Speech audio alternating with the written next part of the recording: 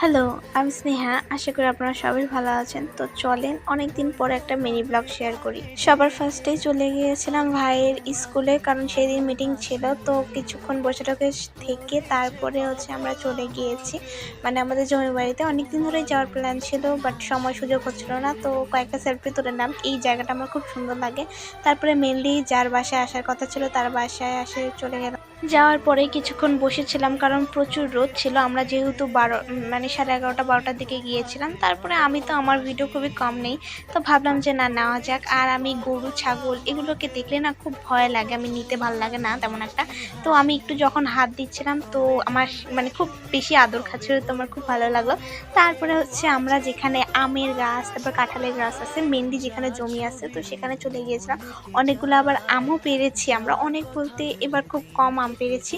তারপর আবার হাঁটা শুরু করলাম নিজের গন্তব্যের দিকে। তো গ্রামের সময় না কিছুক্ষণ থাকতে খুব বেশি ভালো লাগে। কার কার ভালো লাগে অবশ্যই বলিও। গ্রামে আসি এই এক মজা, কত ভুট্টা।